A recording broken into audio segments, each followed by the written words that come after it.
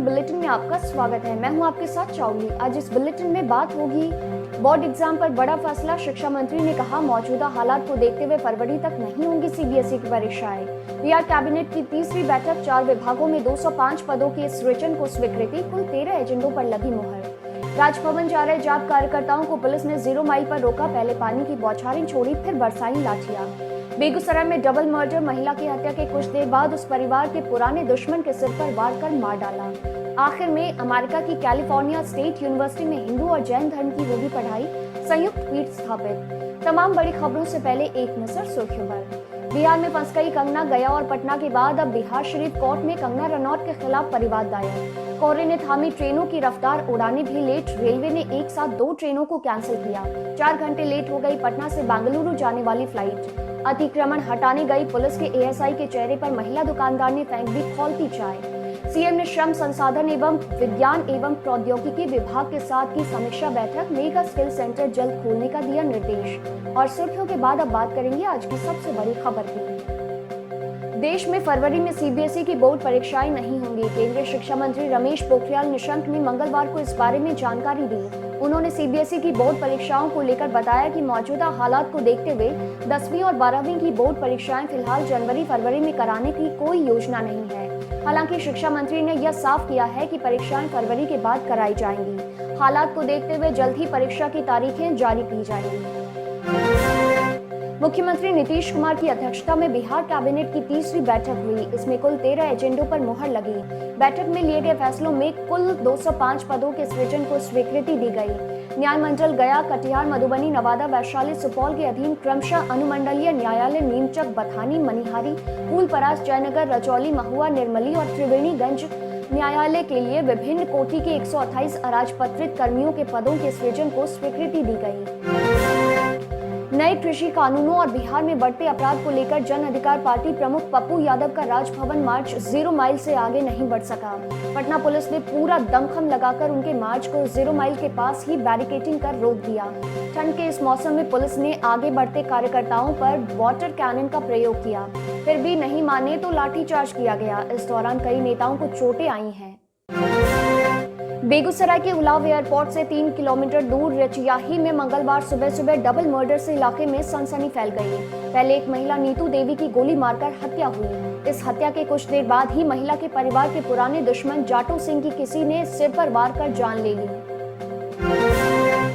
गया और पटना के बाद अब कंगना रनौत पर बिहार शरीफ में भी परिवाद दायर हुआ है। राष्ट्रीय लोक समता पार्टी के अध्यक्ष सोनू कुशवाहा ने मंगलवार को Bollywood actress Kangana Ranaut, Twitter India के डायरेक्टर मनीष माहेश्वरी और मेसर्स महिला कॉल के विरुद्ध व्यवहार न्यायालय में परिवाद दर्ज किया है। सोशल मीडिया पर उपेंद्र कुशवाहा के खिलाफ आपत्तिजनक टिप्पणी को लेकर इससे पहले पटना और गया के सिविल कोर्ट में मुकदमा दायर किया गया था।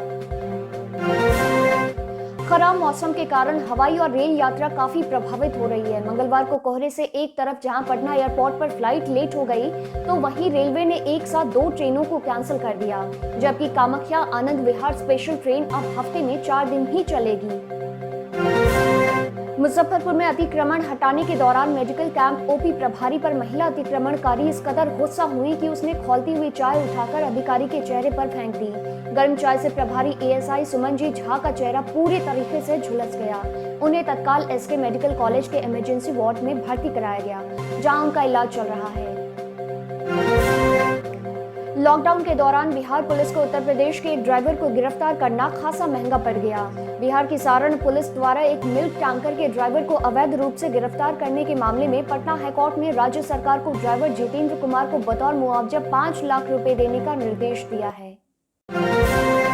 एक अणे मार्ग में सीएम नीतीश कुमार ने श्रम संसाधन विभाग एवं प्रौद्योगिकी विभाग के साथ समीक्षा बैठक की। इस दौरान सीएम ने बिहार में मेगा स्किल सेंटर जल्द खोलने का निर्देश दिया है। सीएम ने समीक्षा बैठक के दौरान पॉलिटेक्निक कॉलेज में सेंटर ऑफ एक्सीलेंस बनाने के निर्देश भी दिए। साथ ही युवाओं के लिए बेहतर तकनीकी प्रशिक्षण की व्यवस्था करने का निर्देश अधिकारियों को दिया गया। कोरोना काल में अगर आप भी घर में बैठकर बोर हो गए हैं तो संजय गांधी जैविक उद्यान में पिकनिक मनाने का प्लान कर सकते हैं, क्योंकि साल 2020 की विदाई और नए साल के स्वागत को लेकर तैयारी शुरू हो गई है। जू में दर्शक न सिर्फ नए पुराने जानवरों का दर्शन कर पाएंगे, बल्कि 3D थिएटर का भी लुत्फ उठा सकेंगे। टिकट्स की बुकिंग 25 दिसंबर से ऑनलाइन और ऑफलाइन होगी। मिलते हैं छोटे से ब्रेक के बाद।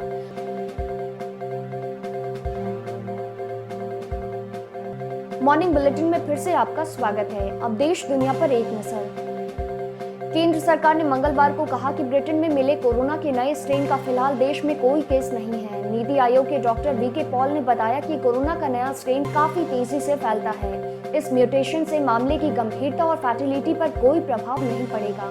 उन्होंने कहा कि कोरोना के नए स्ट्रेन को लेकर चिंता करने की जरूरत नहीं है। अभी के लिए हमें सतर्क रहने की जरूरत है। अलीगढ़ मुस्लिम यूनिवर्सिटी के शताब्दी कार्यक्रम को प्रधानमंत्री नरेंद्र मोदी ने मंगलवार को वीडियो कॉन्फ्रेंसिंग के जरिए संबोधित किया। 56 साल में लाल बहादुर शास्त्री के बाद एएमयू में भाषण देने वाले मोदी दूसरे प्रधानमंत्री हैं। अपने भाषण में मोदी ने कहा, हम किस मजहब में पले बढ़े हैं, इससे बड़ी बात यह है कि कैसे हम देश की आकांक्षाओं से जुड़े। मतभेदों के नाम पर काफी वक्त जाया हो चुका है। कृषि बिलों के विरोध में किसानों का गुस्सा बढ़ रहा है। हरियाणा के मुख्यमंत्री मनोहर लाल खट्टर को मंगलवार को किसानों की नाराजगी का सामना करना पड़ा। अंबाला में किसानों ने खट्टर के काफिले पर हमला कर दिया। प्रदर्शनकारियों ने गाड़ियों पर डंडे बरसाए, सीएम को काले झंडे दिखाए और सरकार के खिलाफ नारेबाजी की। इस दौरान पुलिस के साथ धक्का मुक्की में कई किसानों की पगड़ियां गिर गईं। देश भर के बिजली ग्राहकों को कई अधिकार देने वाले द इलेक्ट्रिसिटी रूल्स 2020 को नोटिफाई कर दिया गया है। इसमें ग्राहकों को 24 घंटे बिजली पाने का अधिकार भी दिया गया है। अगर बिजली कंपनियां तय वक्त से ज्यादा कटौती करती हैं तो उन्हें ग्राहकों को मुआवजा देना होगा। नोटिफिकेशन के साथ ही नए नियम लागू भी हो गए हैं। अमेरिका की कैलिफोर्निया स्टेट यूनिवर्सिटी ने जैन धर्म और हिंदू धर्म पर एक पीठ स्थापित करने की घोषणा की है। विश्वविद्यालय ने अपने धार्मिक अध्ययन कार्यक्रम के तहत इस पीठ की स्थापना की है। कैलिफोर्निया स्टेट यूनिवर्सिटी फ्रेस्नो में जैन और हिंदू धर्म पर अध्ययन के लिए एक संयुक्त पीठ स्थापित करने में भारतीय मूल के 24 से ज्यादा लोगों ने योगदान दिया है। बिहार टिक्स के मॉर्निंग बुलेटिन में सिर्फ इतना ही। देखते रहिए बिहार टिक्स। नमस्कार।